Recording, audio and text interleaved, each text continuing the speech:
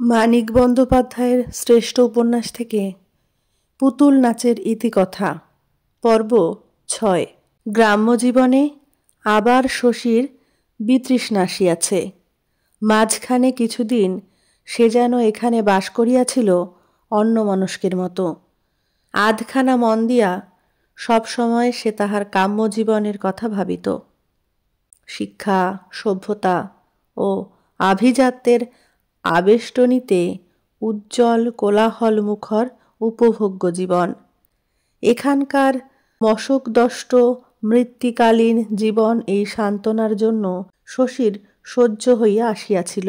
যে যখন খুশি গ্রাম ছাড়িয়া যেখানে খুশি গিয়া মনের মতো করিয়া জীবনটা সে আরম্ভ করিতে পারে। ইতিমধ্যে পৃথিবীর বিপুলতা অবশ্য কমিয়া যায় নাই, শশীর স্বাধীনতাও হরণ করে নাই কেহ। তবু শশীর মনে হয় চিরকালের জন্য সে মার্কা মারা গ্রাম্য ডাক্তার হইয়া গিয়াছে। এই গ্রাম ছাড়িয়া কোথাও যাইবার শক্তি নাই। নিঃসন্দেহে এজন্য দায়ী কুসুম। শশীর কল্পনার উৎস সে যেন চিরতরে রুদ্ধ করিয়া দিয়াছে। বিদ্যুতের আলোর মতো উজ্জ্বল যে জীবন শশী কল্পনা করিত, সে যাযাবরের জীবন নয়। শশীর নির্প্রেম সীমাহীন। কল্পনার তাই একটি কেন্দ্র ছিল শশীর, এক অত্যাশ্চর্য অস্তিত্বহীনা মানবী, কিন্তু অবাস্তব নয়। শশীর ভাবুকতা উদ্ভ্রান্ত হইতে জানে না। কুসুম যেন তাহাকে মিথ্যা করিয়া দিয়াছে সেই মহামানবীকে। ছোট বোন সিন্ধু আর মতি ছাড়া কারোর সঙ্গ শশীর ভালো লাগে না। এত বড় গ্রামে শুধু এই দুটি প্রিয়তমা বান্ধবী। নিচে সিন্ধু পুতুল খেলা করে, খাটে বসিয়া শশী অস্বাভাবিক মনোযোগের সঙ্গে সে খেলা চাহিয়া দেখে। খুকি, বড় হয়ে তুই কি করবি? পুতুল খেলব। এই একটি মাত্র জবাবে ক্ষণেকের জন্য শশীর মন যেন একেবারে হালকা হইয়া যায়। জানালা দিয়া সে বাহিরের দিকে তাকায়। জানালার নিচে সেদিন কুসুম যে গোলাপের চারাটি মাড়াইয়া দিয়াছিল, শশীর যত্নে সেটি আবার মাথা তুলিয়াছে। মতি স্পষ্টই জিজ্ঞাসা করে, আপনার সেই বন্ধুটি পত্র দিয়াছে?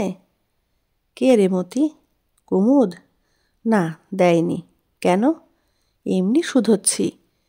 এমনি শুধোবি কেন ও কথা? সুন্দর যাত্রা করে যে।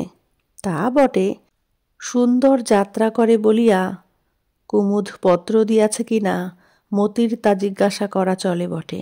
শশী হাসিয়া বলে, ওর পার্ট তোর খুব ভালো লাগতো না রে মতি? আমার একার কেন, সবার লাগতো। একটা যাত্রা গান দিন না ছোটবাবু। দেবেন? কত টাকা নেয়? গম্ভীর মুখে শশীর হাসিকে মতি অগ্রাহ্য করে, বলে, আমার টাকা থাকলে ও দলটা ভাড়া করে আনতাম ছোটবাবু। আমাদের বাড়ির সামনে সাইমানা খেটে আসর করে দিতাম।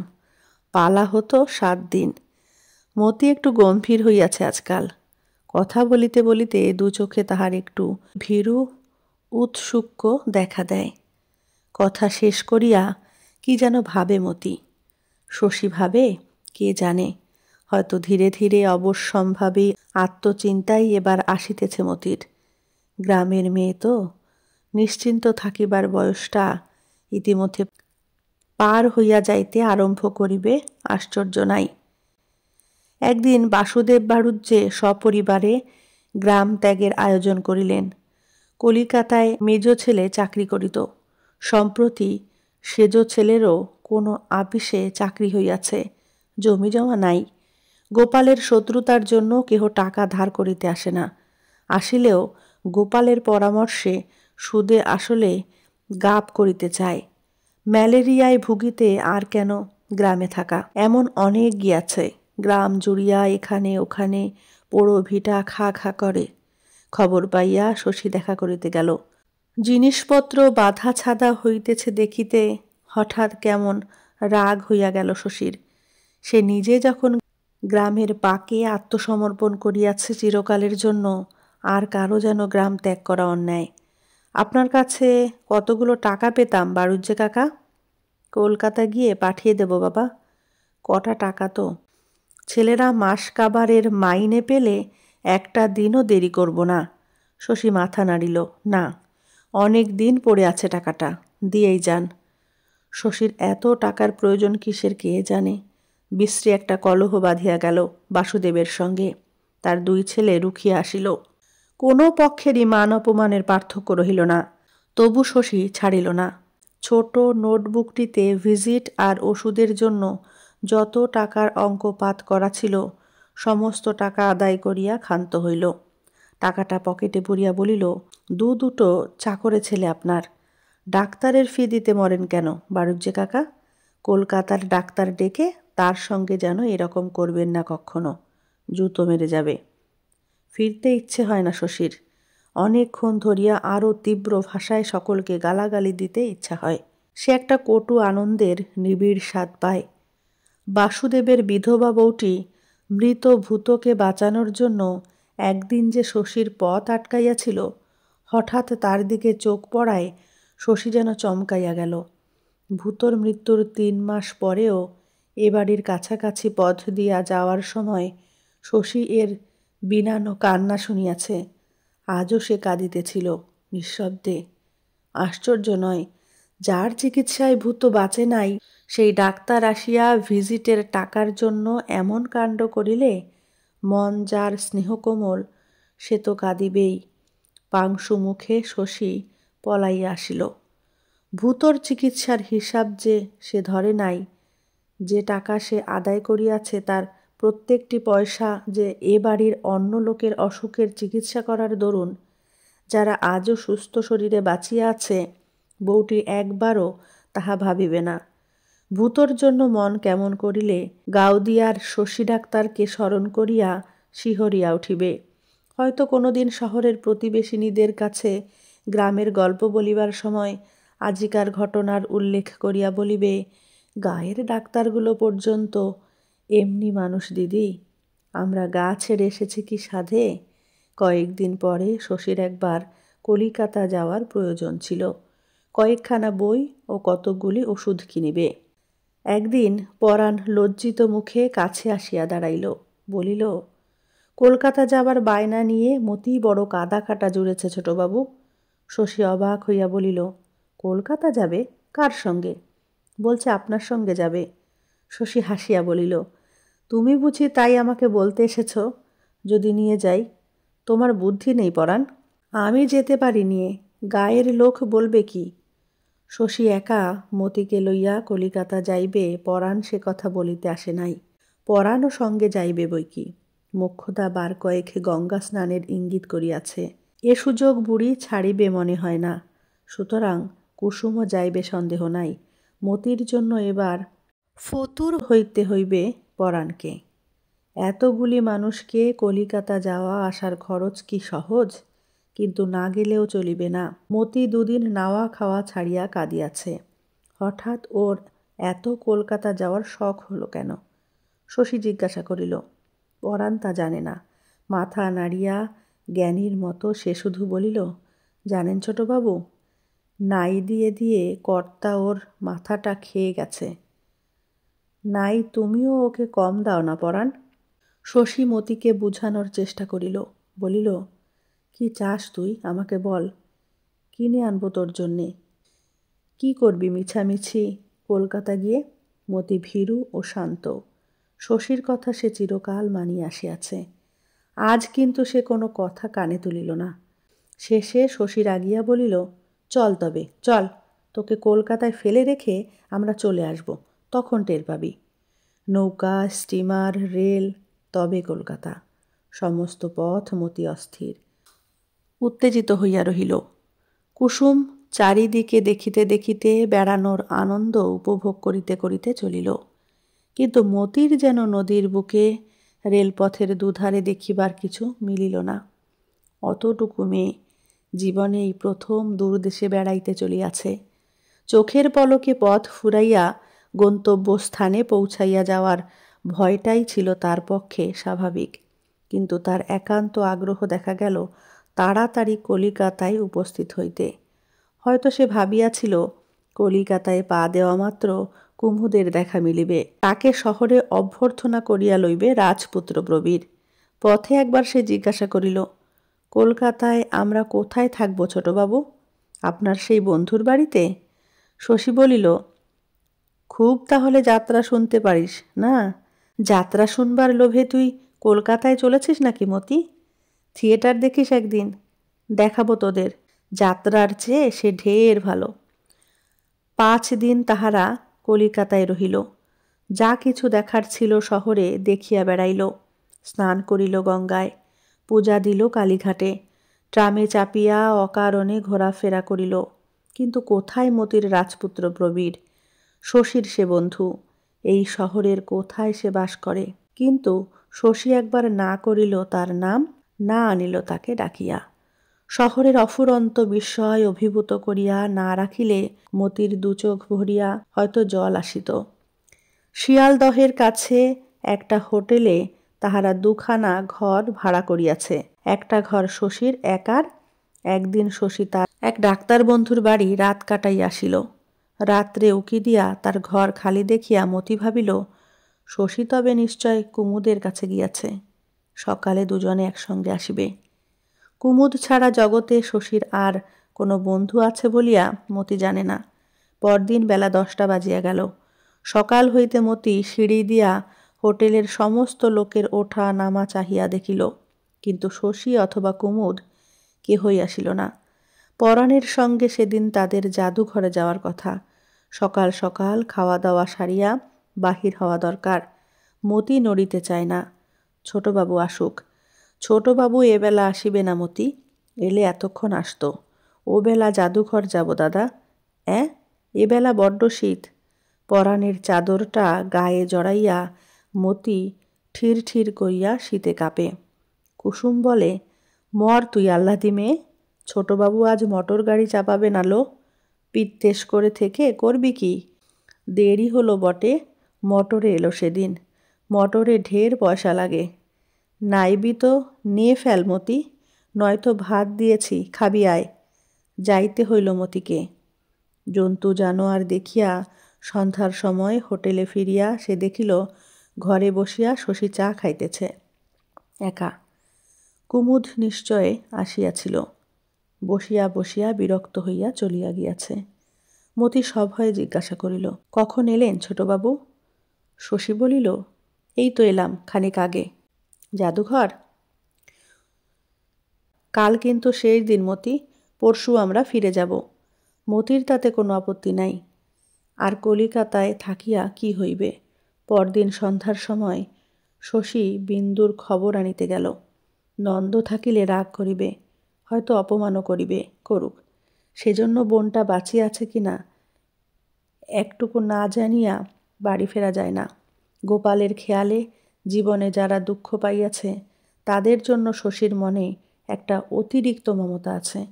গোপালের কীর্তিতে নিজেকেও সে কেমন অপরাধী মনে করে। মনে হয় তারও যেন দায়িত্ব ছিল। পাড়াটা ভালো নয়। যে পথের শেষাশেষি বিন্দুর বাড়ি, সন্ধ্যার পর মানুষকে সে পথে হাঁটিতে দেখিলে চেনা লোক নিন্দা রটায়। তবে বিন্দুর বাড়িটা একটু তফাতে, ভদ্রপাড়ার গা ঘেঁষিয়া। বাড়ির পূব দিকে খানিকটা জমি খালি পড়িয়া আছে। ইট সুরকির তলে সমাধি পাওয়া বিন্দু বোধ হয় ওই দিকে চাহিয়া মাঝে মাঝে অবরুদ্ধ নিঃশ্বাস ত্যাগ করে। নন্দ বাড়ি ছিল না। বিন্দুকে শশী প্রায় 2.5 বছর পরে দেখিল। প্রায় তেমনি আছে বিন্দু। বিন্দুর ঘরের চেহারাও বিশেষ বদলায় নাই। কেমন আছিস বিন্দু? ভালো আছি দাদা। কবে এলে? সবাই ভালো আছে তো? শশী হাসিয়া বলিল, কেন, চিঠি লিখে খবর নিতে পারিস না? বিন্দু বলিল, চিঠি লিখিতে বড় আলসেমি লাগে দাদা। শশী জানে এটা ফাঁকির কথা। নন্দ চিঠি লিখিতে দেয় না। শশীকে খাবার দিয়া নানা কথা জিজ্ঞাসা করিতে লাগিল। গাউদিয়া গ্রামটি সম্বন্ধে আজও বিন্দুর কৌতূহল আছে। কে বাঁচিয়া আছে, কে স্বর্গে গিয়াছে, চেনা ছেলে মেয়েদের মধ্যে কার কার বিবাহ হইয়াছে, কার কয়টি ছেলে মেয়ে। শশীর মুখে এসব খবর শুনিতে শুনিতে বিন্দুর চোখ ছলছল করিতে লাগিল। শশী বলিল, এর মধ্যে তোর খোকা খুকি কিচ্ছু হয়নি বিন্দু? বিন্দু ঘাড় নাড়িল। কিন্তু মুখে বলিল উল্টা কথা। মরে গেল যে। মরে গেল? কবে মরে গেল? আর বছর। শেষবার দেখিতে আসিয়া শশীর মনে হইয়াছিল বিন্দুর বোধ হয় ছেলে হইবে। সে ছেলে হইয়া তবে মরিয়া গিয়াছে। বিন্দু দেয়ালের গায়ে রাধাকৃষ্ণের ছবিটার দিকে চাহিয়া দাঁড়াইয়াছিল। হঠাৎ শশীর মনে হইল শরীরটা বিন্দুর ঠিক আছে, কিন্তু মুখটা তাহার কেমন এক অদ্ভুত রকমের রোগা হইয়া গিয়াছে। মুখের চামড়ার নিচের যেন শুষ্কতা, ত্বকের লাবণ্য শুষিয়া লইতেছে। তোর অসুখ বিসুখ করেছে নাকি বিন্দু? কিসের অসুখ? বেশ আছি আমি। বাহিরে গিয়া বিন্দু কোথা হইতে এক পাক ঘুরিয়া আসিল। ভালোই আছিস বিন্দু? হ্যাঁ, আছি বই কি। সমস্ত ব্যাপারটা এমন বিস্ময়কর লাগে, এমন রহস্যময় মনে হয় বিন্দুর মুখের গোপন করা বুড়োটে ভাব, বিন্দুর অবসাদ ক্লিষ্ট নিরুত্তেজ কথা। বিন্দু তার বোন, পাতানো। সম্পর্ক নয়। ছুরি দিয়া আঙুল কাটিয়া দিলে দুজনের যে রক্ত বাহির হইবে তাহা এক, কোনো পার্থক্য নাই। অথচ বিন্দুকে সে একরকম চেনে না, বোঝে না। শশী মমতার সঙ্গে বলিল, অত দূরে বসলি যে, এদিকে আয়, এখানে বস। বিন্দু উদ্ধতভাবে বলিল, কেন? শশী বলিল, আয়, সরে আয়, কটা কথা শুধোই তোকে। ইতস্তত করিয়া বিন্দু কাছে আসিল। তার দু চোখ দিয়া জল পড়িতেছে। কাঁদিস কেন? এই প্রশ্নে বিন্দু ফুপাইয়া কাঁদিয়া উঠিল। কোনো দিন তুমি আমাকে কাছে ডেকেছ? কেউ ডেকেছে? শশী অবাক হইয়া যায়, কিছু বলিতে পারে না। এ বাড়িতে আসিয়া পরের মতো আধ ঘণ্টা বসিয়া সে চিরদিন বিদায় লইয়াছে, তা সত্য। কিন্তু কি করিতে পারিত শশী? কদাচিৎ অতটুকু সময়ের জন্য সে যে আসিত, তাতেই নন্দ পাছে রাগ করিয়া বিন্দুকে কষ্ট দেয়, শশীর সেজন্য ভয় করিত। বিন্দুর মনে তাতে এত ব্যথা লাগিত, সেই নিরুপায় অনাদরে। বিন্দু তো কোনোদিন কিছু বলে নাই মুখ ফুটিয়া। অনেক দিনের অভিমানে বিন্দু অনেকক্ষণ কাঁদিল। শেষে সে শান্ত হইলে শশী বলিল, তোর ব্যাপারটা খুলে বলতো বিন্দু। কিছু না দাদা। শশী বুঝাইয়া বলিল, আজ না বললে আর কোনোদিন বলতে পারবি না বিন্দু, অন্যদিন লজ্জা করবে। নন্দ খারাপ ব্যবহার করে। আমাকে ভীষণ শাস্তি দিচ্ছে। ভীষণ শাস্তি? নন্দ ভীষণ শাস্তি দিতেছে বিন্দুকে। বিন্দুর এমন বাড়ি, এত কাপড় গয়না, এত বিলাসিতার ব্যবস্থা। নন্দ তোকে ভালোবাসে না বিন্দু? বাসে, স্ত্রীর মতো নয়, রক্ষিতার মতো। কিসের মতো? শশী যেন বুঝিতে পারে। গাউদিয়ার বিন্দুকে গ্রাস করা কলিকাতার অনামী রহস্য শশীর কাছে স্বচ্ছ হইয়া আসে। বিন্দু বলিল, দেখবে? উনি এলে কোন ঘরে বসেন দেখবে দাদা? চলো দেখাই। শশীর দেখবার সাধ ছিল না। হাত ধরিয়া বিন্দু তাহাকে টানিয়া লইয়া গেল।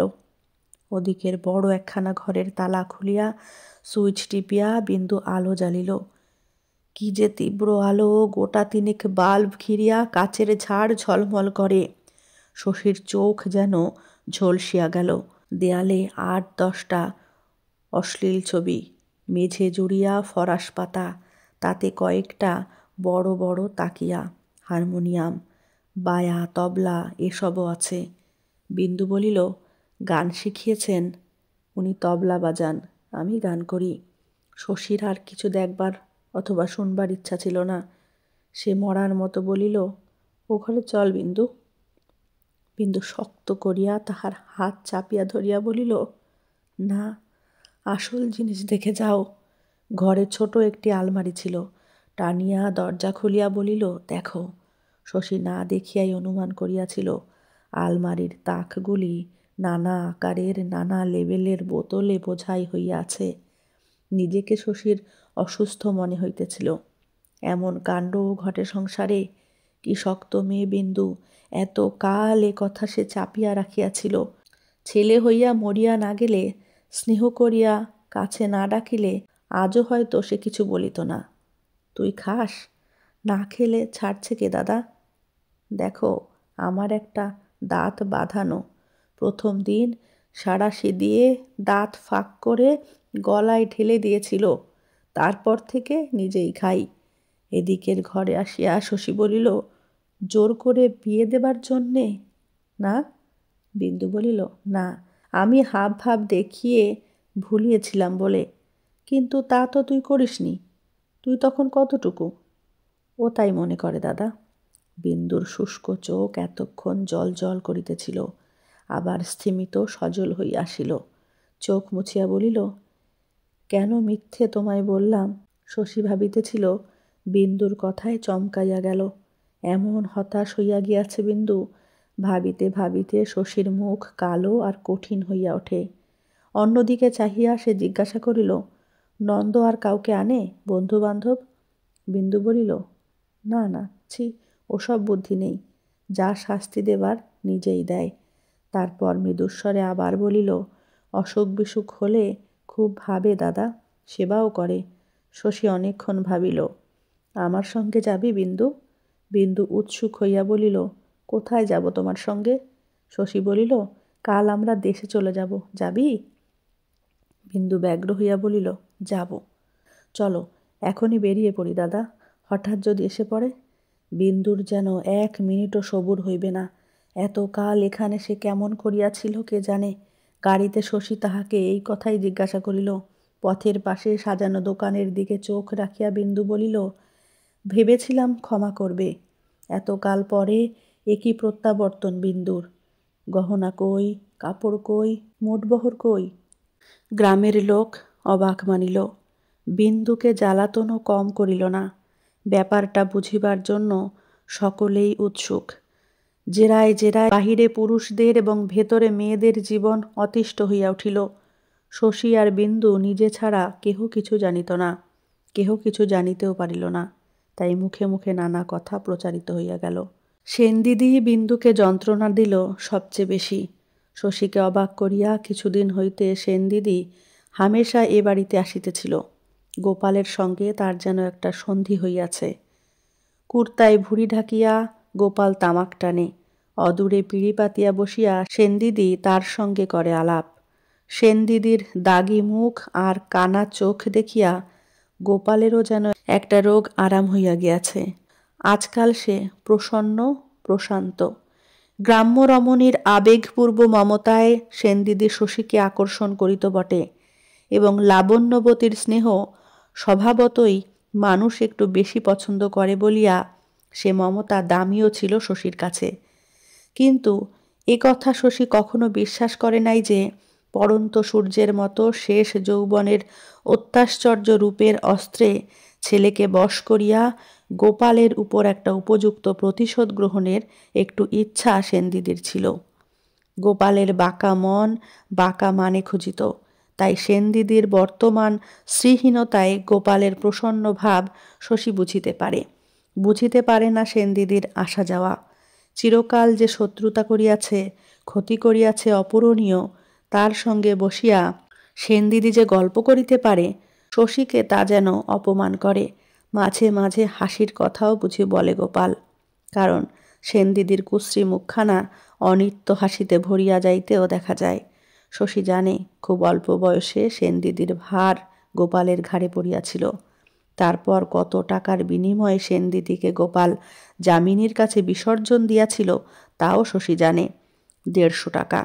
গোপালের গ্রাম্য রসিকতায় সেই সেনদিদি আজ এমন অকুণ্ঠ হাসি হাসিতে পারে ভাবিলে গ্রামের উপরেই শশীর বিতৃষ্ণা যেন বাড়িয়া যায়।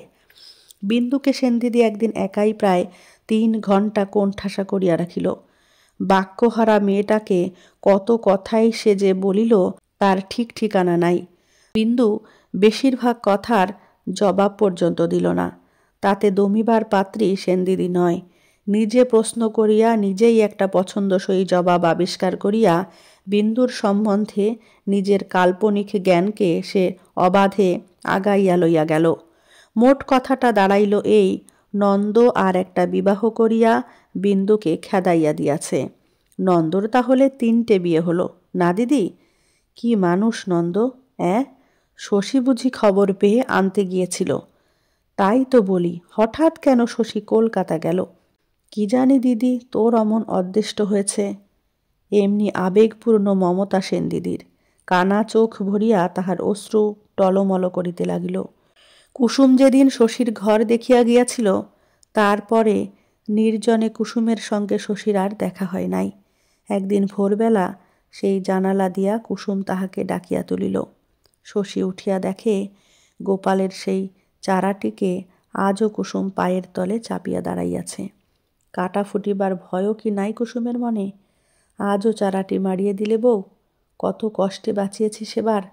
ইচ্ছে করেই দিয়েছি ছোটবাবু। চারার জন্যে এত মায়া কেন? দরকার আছে, তবু ডাকতে আসতে হবে। রাগ হয় না মানুষের? শশী বলিল, কি দরকার বউ? কুসুম বলিল, তালপুকুরে আসুন একবার, বলছি। শশী তালপুকুরে গেল। কনকনে শীতে তাল গাছগুলি পর্যন্ত যেন অসাড় হইয়া গিয়াছে। পুকুরের অনেকখানি উত্তরে একটা তাল গাছ মাটিতে পড়িয়াছিল। শশীকে কুসুম সেইখানে লইয়া গেল। নিজে তাল গাছের গুড়িটাতে জাকিয়া বসিয়া হুকুম দিয়া বলিল, বসুন ছোটবাবু, অনেক কথা, সময় নেবে বলতে। শশী কিছু বলিল না। কুসুমের অনেকখানি তফাতে বসিল। কুসুম যেন একটু অবাক হইয়া গেল প্রথমে, তারপর হঠাৎ লজ্জায় মুখখানা তাহার লাল হইয়া উঠিল। বিন্দুর ব্যাপারটা শুনিবার জন্য কুসুম শশীকে এখানে ডাকিয়া আনিয়াছে। কৌতূহলের বশে এতক্ষণ তাহার খেয়ালও হয় নাই যে চুপি চুপি শশীকে এখানে ডাকিয়া আনিলে কতখানি উপযাজিকা অভিসারিকার মতো কাজ করা হয়। তারপর বিন্দুর কথা জিজ্ঞাসা করিয়া কুসুম শশীকে একটু অবাক করিয়া দিল। খেয়ালি কম নয় কুসুম, বিন্দুর কাহিনী শুনিবার জন্য এত কাণ্ড। ও কথা সে তো যেখানে খুশি বলিতে পারিত কুসুমকে। ওর কথা শুনে কি করবে বউ? কুসুম সবিস্ময়ে বলিল, আমাকে বলবেন না? শশীর গোপন কথা কুসুমকে না বলার মতো সৃষ্টি ছাড়া ঘটনা যেন আর নাই। জীবনে আজ প্রথম শশী কুসুমের একটা আশ্চর্য দিক আবিষ্কার করিয়া অভিভূত হইয়া গেল। একটি বালিকা আছে কুসুমের মধ্যে, মতির চেয়েও যে সরল, মতির চেয়েও নির্বোধ। সংসারকে দেখিয়া শুনিয়া কুসুমের যে অংশটা বড় হইয়াছে, এই বালিকা কুসুমটি তার আড়ালে বাস করে।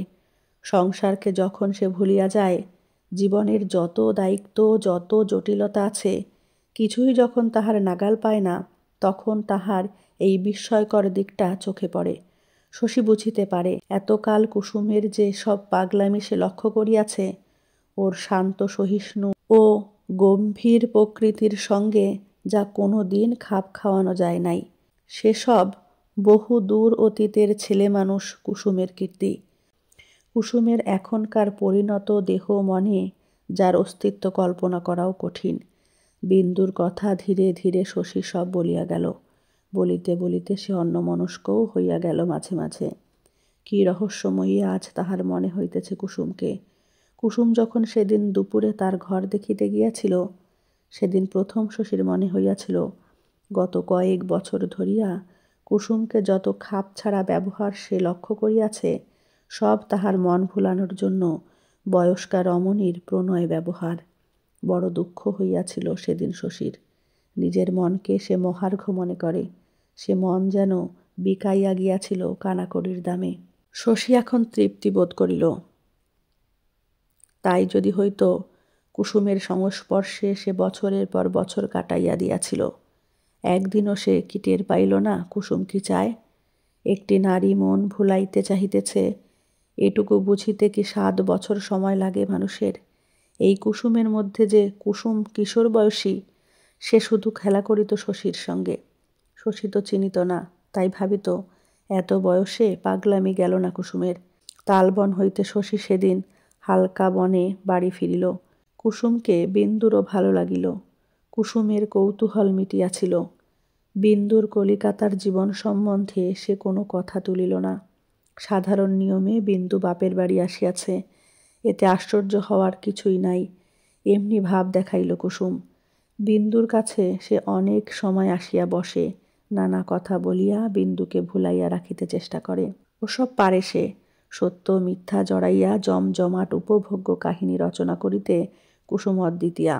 অপরূপ ভ্রান্তি সৃষ্টি করিবার কৌশল সে জানে চমৎকার। বলে, শহর থেকে শখ করে গায়ে তো এলে ঠাকুরঝি, মরবে ভুগে ম্যালেরিয়ায়, 2 বার কাঁপুনি দিয়ে জ্বর এলে বাপের বাড়িকে পেন নাম করে কর্তার কাছে ছুটবে তখন। গোপাল রাগারাগি করিল। শশীর সঙ্গে তার কলহ হইয়া গেল। চেঁচামেচি করিয়া সে বলিতে লাগিল যে এমন কাণ্ড জীবন সে কখনো দেখে নাই। স্ত্রীকে মানুষ নিজের খুশি মতো অবস্থায় রাখিবে, এই তো সংসারের নিয়ম। মারধর করিলে বরং কথা ছিল, কিছুই তো নন্দ করে নাই। যা সে করিয়াছে বিন্দুর তাতে বরং খুশি হওয়াই উচিত ছিল। স্ত্রীকে ভিন্ন বাড়িতে হীরা জহরত দিয়া মুড়িয়া রাখিয়া, চাকর দারোয়ান রাখিয়া দিয়া কেহ যদি নিজের একখানা খাপ ছাড়া খেয়াল মিটাইতে চায়, স্ত্রীর সেটা ভাগ্যই বলিতে হইবে। স্বামীর সে অধিকার থাকিবে বই কি। মদ খায় নন্দ, সংসারে কোন বড় লোকটা নেশা করে না শুনি?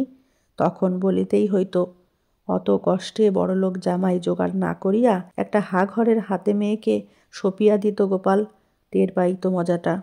কেন ওকে তুই নিয়ে এলি শশী? তোর করতালি করা কেন? ছেলে খেলা নাকি এসব? হ্যাঁ, রেখে আগে, আজকেই চলে যা। তা হয় না বাবা, আপনি সব জানেন না। জানলে বুঝতেন ওখানে বিন্দু থাকতে পারে না। এতকাল ছিল কি করে? সে কথা ভাবিলে শশীও কি কম আশ্চর্য হইয়া যায়। গোপাল মেয়েকে জিজ্ঞাসা করে, গয়নাগাটি জিনিসপত্র কি করে এলি? আনিনি বাবা। কেন আননি? কেন? আমার কি ছিল যে আনব? আনলে চোর বলে জেলে দিত। শুনিয়া গোপাল রাগিয়া ওঠে। জেলে দিত? গোপাল দাসের মেয়েকে এত সহজে কেউ জেলে দিতে পারে না। তোরা সব কটা ছেলে মানুষ, কাঁচা বুদ্ধি তোদের, তোরা ঢের কষ্ট পাবি, এই আমি বলে রাখলাম। গোলমাল করার ফল হইল এই, শশীর সঙ্গে গোপালের আবার কথা বন্ধ হইয়া গেল। ছেলের সঙ্গে এরকম মতান্তর গোপালের বাৎসল্যের জগতে মন্বন্তরের সমান। বড় কষ্ট হয়, দিন যায় কলহ মেটে না। গোপাল উসখুস করে, ছেলে যেন আকাশের দেবতা হইয়া উঠিয়াছে, নাগাল পাওয়া কঠিন। শেষে গোপাল নিজেই একদিন মরিয়া হইয়া শশীর ঘরে যায়। শশী মোটা ডাক্তারি বইটি নামাইয়া রাখিলে সেটা সে টানিয়া লয়, পাতা উল্টায়। আর ছেলের এত মোটা বই পড়িবার অমানুষী প্রতিভায় সুস্পষ্ট গর্ববোধ করে। বলে, যতক্ষণ বাড়িতে থাকো বই পড়ে সময় কাটাও। শরীর তোমার খারাপ হয়ে যাচ্ছে শশী, এত পড়ো কেন? পরীক্ষা তো নেই। আগে তো এরকম পড়তে না দিনরাত। ডাক্তারের সর্বদা নতুন বিষয় জানতে হয়, শশী বলে। যা তুমি জানো শশী, গায়ে ডাক্তারি করার পক্ষে তাই ঢের। শহরে গিয়ে যদি বসে কখনো। কি বিচিত্র চক্র কথোপকথনের! বিন্দুর কথা আলোচনা করিতে আসিয়া কি কথা উঠিয়া পড়িল দেখো। শহরে গিয়া ডাক্তারি করার মতলব আছে নাকি শশীর? তাই এত পড়াশোনা? গোপাল বিবর্ণ হইয়া যায়। এই গ্রামে একদিন কুড়ে ঘরে গোপালের জন্ম হইয়াছিল। এইখানে একদিন সে ছিল পরের দুয়ারে অন্যের কাঙাল। আজ সে এখানে দালান দিয়াছে। একবেলায় তার খাওয়ায় পাত পড়ে 30খানা। চারিদিকে ছড়ানো টাকা, ছড়ানো জমি জায়গা, ঘরে বাইরে এখানে তাহার আদর্শ বাঙালি জীবনের বিস্তার। এইখানে মরিতে হইবে তাহাকে। শশী এখানে থাকিবে না, অনুসরণ করিবে না তার পদাঙ্গ। গোপাল ব্যাকুল হইয়া বলে, ওসব সর্বনেশে কথা মনে এনো না শশী। শশী বলে, সময় সময় মনে হয় শহরে বসলে পয়সা বেশি হতো, ছাই হতো। শহরে ঢের বড় বড় ডাক্তার আছে, তুমি সেখানে পাত্তাও পাবে না শশী। এখানে মন্দ কি হচ্ছে তোমার? তাছাড়া ডাক্তারিতে পয়সা না এলেও তোমার চলবে। জমি জমা দেখবে, সুদ গুনে নেবে। ডাক্তারিতে কিছু হয় না ভালো, না হয় নাই হবে। গায়ে আর ডাক্তার নেই, অচিকিৎসায় মরে গায়ের লোক, সেটাও তো দেখতে হবে। বড় তুই স্বার্থপর শশী। গোপাল পালায়। কি বলিতে কি বলিয়া ফেলিবে। আবার হয়তো 15 দিন কথা বন্ধ থাকিবে ছেলের সঙ্গে। খানিক পরে গোপাল আবার শশীর ঘরে ফিরিয়া যায়। বলে, চাবিটা ফেলে গেলাম নাকি রে? শশী বলে, চাবি? ওই যে আপনার পকেটে চাবি। চাবির ভারে কর্তার পকেটটা ঝুলিয়াই আছে পটে। গোপাল অপ্রতিভ হইয়া যায়, পদে পদে জব্দ করে। কি ছেলে! খানিক সে চুপ করিয়া বসিয়া থাকে। তারপর করে কি? হঠাৎ অন্তরঙ্গভাবে জিজ্ঞাসা করে, হ্যাঁ রে শশী, গায়ে তোর মন টিকিছে না কেন বলতো? গায়ের ছেলে তুই, মন টিকবে না কেন? তবে যে শহরে যাবার কথা বলছিস? ঠিক করিনি কিছু। কথাটা মনে হয় এইমাত্র।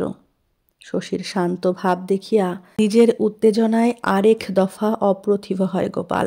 ছেলে বড় হইলে কি কঠিন হইয়া দাঁড়ায় তার সঙ্গে মেশা। সে বন্ধু নয়, খাতক নয়, উপরওয়ালা নয়। কি যে সম্পর্ক দাঁড়ায় বয়স্ক ছেলের সঙ্গে মানুষের, ভগবান জানেন।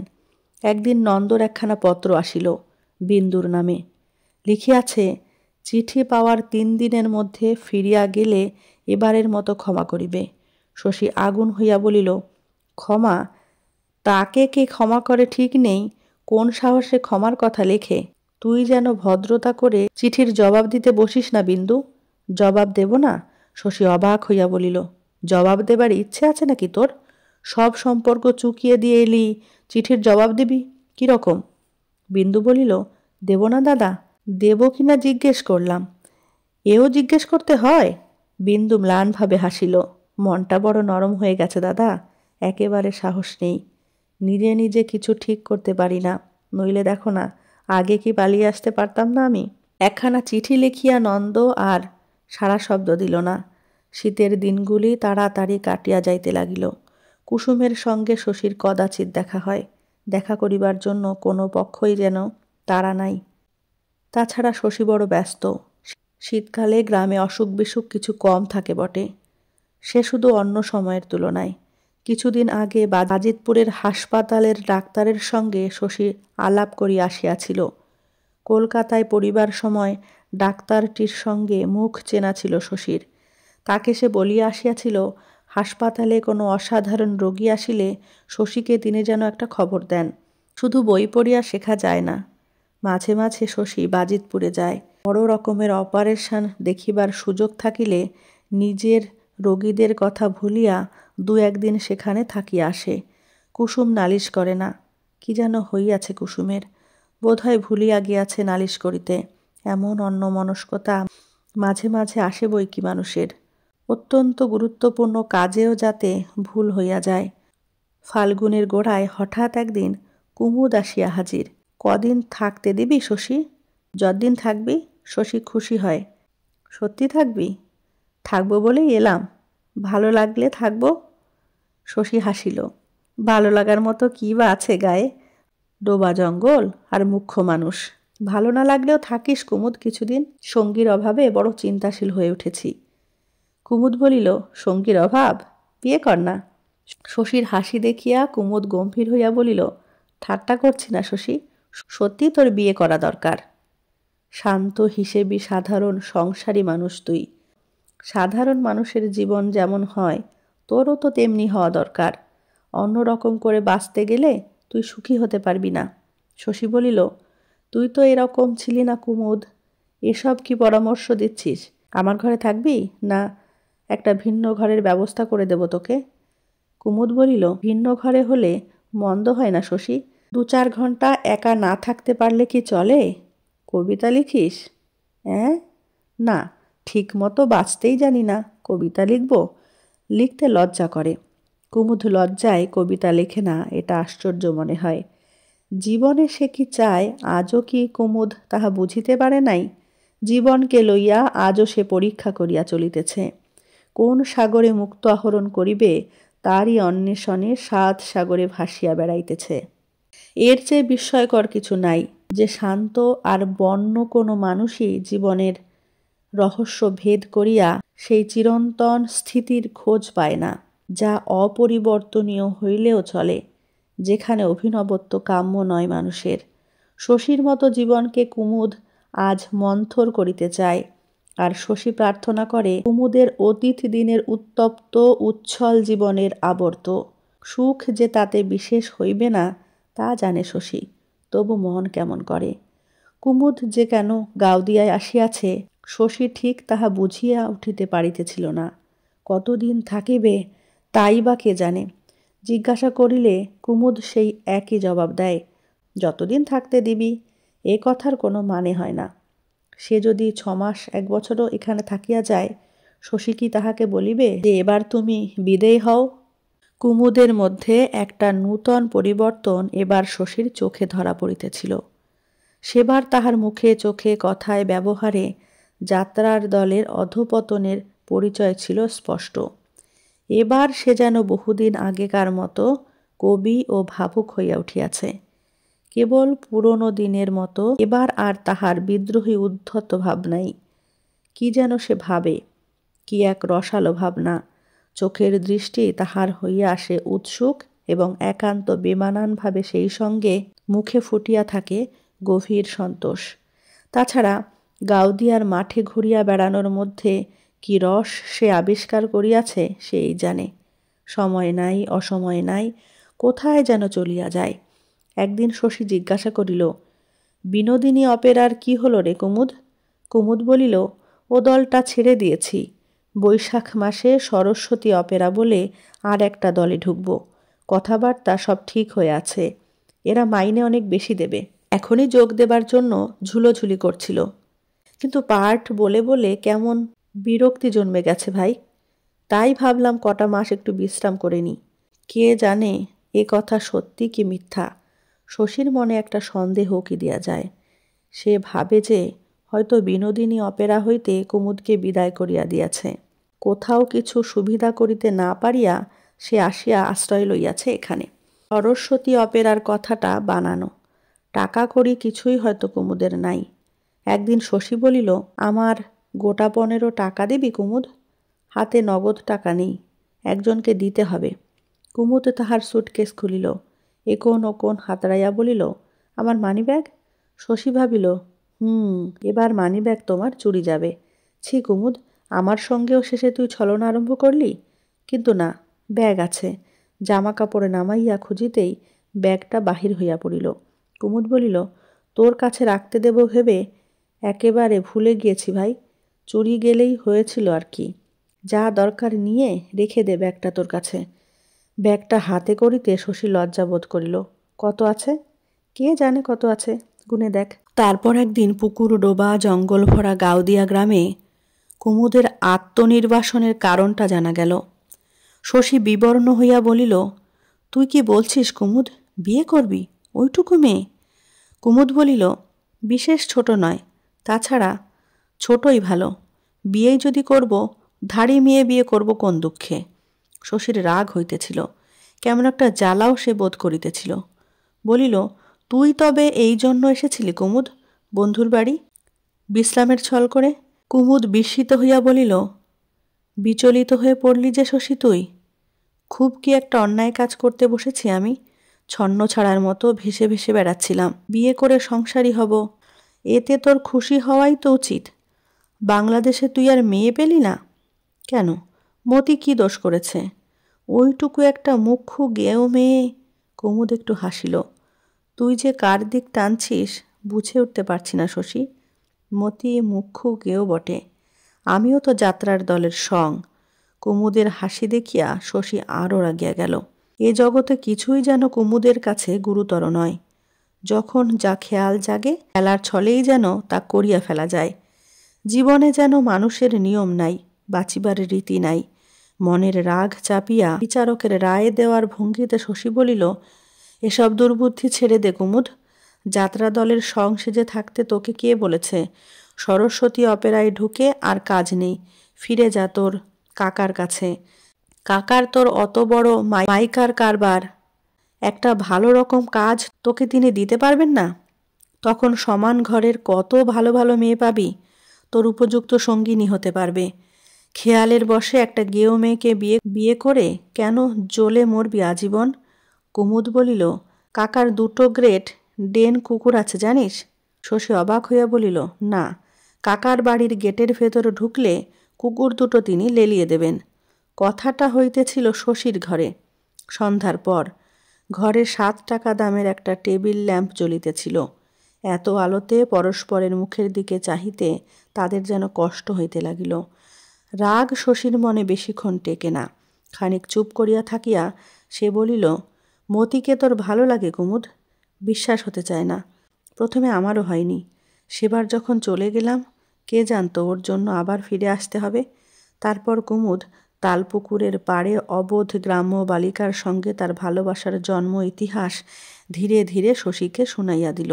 অতটুকু মেয়ে মতি, তার যে অমন একটি মন থাকিতে পারে যাহাতে অতল স্নেহের সঞ্চার সম্ভব, তা কি কুমুদ জানিত?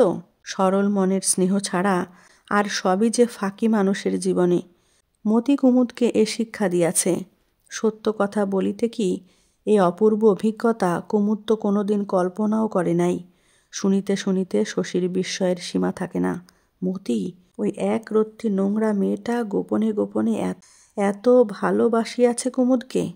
শশীর মনে হয় সব কুমুদের বানানো দিবাস্বপ্ন, কল্পনা। মুখে মুখে গীত গোবিন্দের মতো যে মহাকাব্য কুমুদ রচনা করিয়া চলিয়াছে, মতি কি কখনো তার নায়িকা হইতে পারে?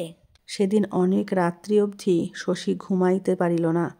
কুমুদের সঙ্গে মতির বিবাহ, কেমন করিয়া ইহা ঘটিতে দেওয়া যায়?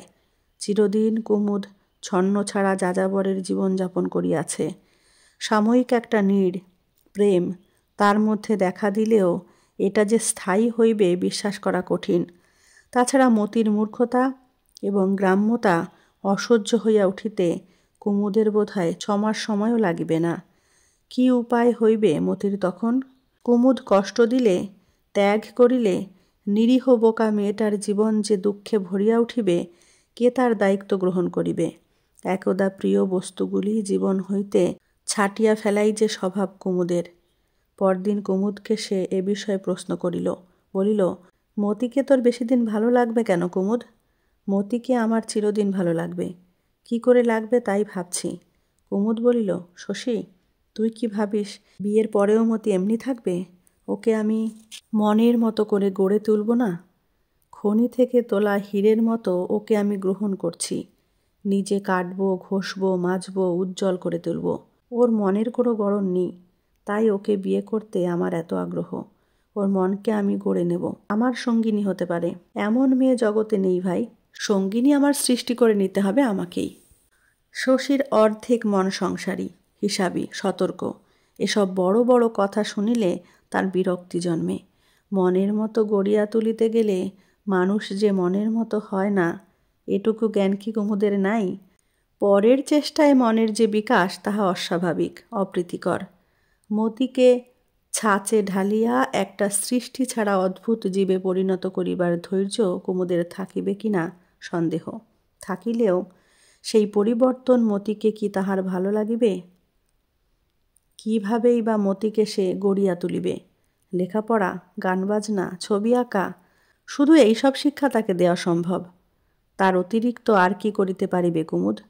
মতির নিজস্ব সত্তাটুকু পর্যন্ত কুমুদ যদি তাকে দান করে, স্বতন্ত্র সম্পূর্ণ মানুষ হিসাবে কি মূল্য থাকিবে মতির? কুমুদ এত জানে, এটুকু জানে না যে প্রিয়াকে মানুষ গড়িয়া লইতে পারে না। মেয়ের মতো যাকে শিখাইয়া পড়াইয়া মানুষ করা যায়, তাকে বসানো চলে না প্রিয়ার আসনে। ভাবিয়া শশী কিছু ঠিক করিতে পারে না। এক সময় সে খেয়াল করিয়া অবাক হয় যে মতির সঙ্গে কুমুদের ভালোবাসার খেলাটা তাহার বিশেষ খাপ ছাড়া মনে হইতেছে না। ওদের বিবাহের কথাটাই তার কাছে সৃষ্টি ছাড়া কাণ্ডের মতো ঠেকিতেছে। মতিকে নষ্ট করিয়া কুমুদ যদি চলিয়া যাইত, শশীর দুঃখের সীমা থাকিত না। তবু যেন মনে হইত অস্বাভাবিক কিছু ঘটে নাই। দুইজনের মধ্যে যে দুস্তর পার্থক্য তাহাদের, তাহাতে দুদিনের নিন্দনীয় ঘনিষ্ঠতা ছাড়া আর কি সম্পর্ক তাহাদের মধ্যে হওয়া সম্ভব? ওদের বিবাহ অবাস্তব, অর্থহীন। এ চিন্তায় শশী লজ্জা পায়। মতির জন্য তার মনে বাৎসল্য মেশানো এক প্রকার আশ্চর্য মমতা আছে। মতিকে কুমুদের বউ হওয়ার অনুপযুক্ত মনে করিতে তাহার কষ্ট হয়। সেদিন বিকালে মতির সঙ্গে শশীর দেখা হইল। মতি এক ডালা কুমড়া ফুল লইয়া তাহাদেরই বাড়ি আসিয়াছিল। শশীকে সে কথাটা জানানো হইয়াছে।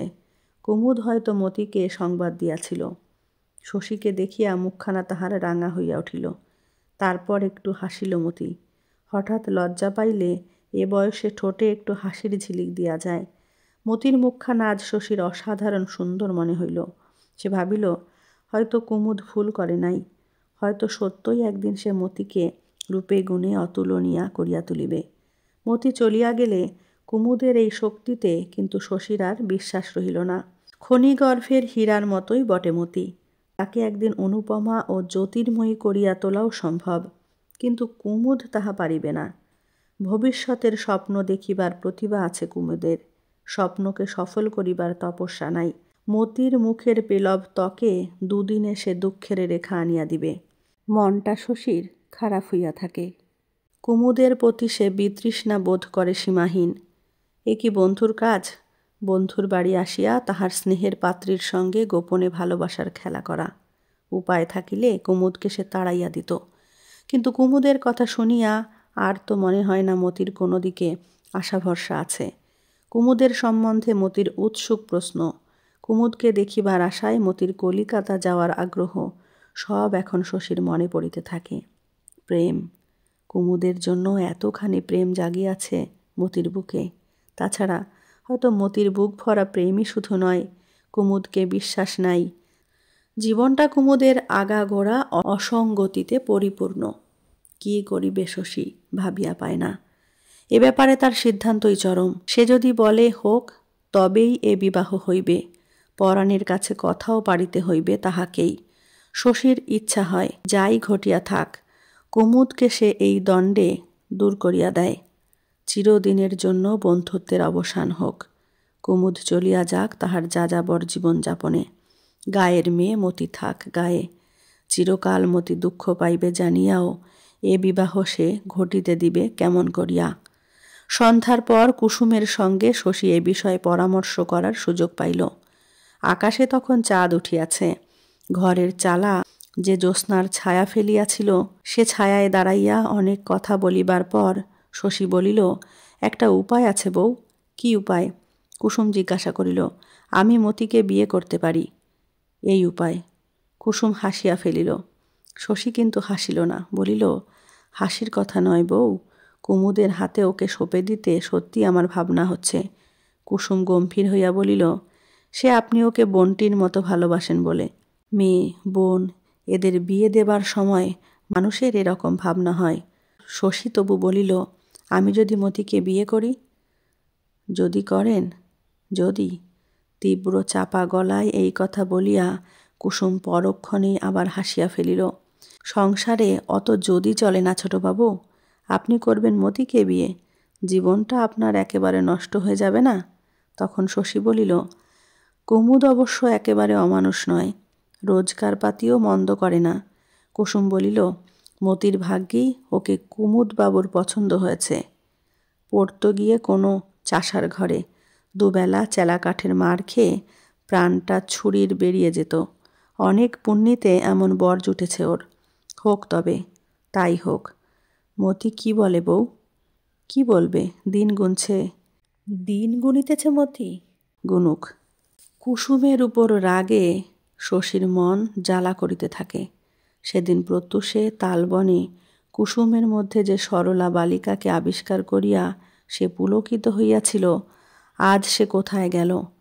কি পাকা বুদ্ধি কুসুমের! কি নিখুঁত কৌশলে মতির বিবাহ সম্বন্ধে সে তার মনের মোড় ঘুরাইয়া দিল। দুদিন ভাবিয়া সে যা স্থির করিতে পারে নাই। আধ ঘণ্টার মধ্যে দুটো অচল যুক্তি দেখাইয়া কুসুম কত সহজে সব সমস্যার মীমাংসা করিয়া দিল। কুসুমের কাছে দাঁড়াইয়া মতির ভালো মন্দ সম্বন্ধে এমন সে নির্বিকার হইয়া উঠিল কিসে, যে অনায়াসে বলিয়া বসিল, হোক তবে, তাই হোক। তাছাড়া এসব আজ কি বলিতেছে কুসুম? এমনি চাঁদনি রাতে আপনার সঙ্গে কোথাও চলে যেতে সাধ হয় ছোটবাবু। গভীর দুঃখের সঙ্গে শশীর মনে হয় এ কথা কুসুমের বানানো। মতিকে পাছে সে আবার নিজে বিবাহ করিয়া কুমুদের হাত হইতে বাঁচাইতে চায়, তাই কুসুম এই মন রাখা কথা বলিয়াছে। বলুক, সে তো কুমুদ নয়, তার জীবনে সবই অভিনয়। তবু চাঁদের আলোয় চারিদিক আজ কেমন স্বপ্ন দেখিতেছে দেখো। এ যেন বিশ্বাস করিতে ইচ্ছা হয় না। কুসুমের জটিলতার বিয়ে, এমনি সময় এত কষ্ট পাওয়া তাহার ভাগ্যে ছিল। কিন্তু কেন সে দাঁড়াইয়া আছে? কেন সে চলিয়া যাইতে পারে না? কে জানে, হয়তো জীবনের বিতৃষ্ণা ও আত্মগ্লানি ভরা মুহূর্তগুলির আকর্ষণ তার কাছেই এত তীব্র। কুমুদ হয়তো ছুটিয়া পলাইত, বলিয়া যাইত, তুমি গোল্লায় যাও কুসুম। অথবা হয়তো নিজের আনন্দ দিয়া এই জ্যোৎস্নার কবিতাটুকু ছাকিয়া লইয়া এমন স্থূল মুহূর্তগুলিকে অপূর্ব করিয়া তুলিত। কুসুম নিঃশ্বাস ফেলিয়া বলিল, শরীর শরীর, তোমার মন নাই কুসুম? নমস্কার। কেমন লাগলো আজকের গল্পটি অবশ্যই কমেন্টে জানাবেন। ভালো লাগলে লাইক, কমেন্ট, শেয়ার করবেন। চ্যানেলটিতে নতুন হয়ে থাকলে চ্যানেলটি সাবস্ক্রাইব করে অল নোটিফিকেশান অন করে বেল আইকন প্রেস করবেন সবার আগে নোটিফিকেশান পেতে। ধন্যবাদ।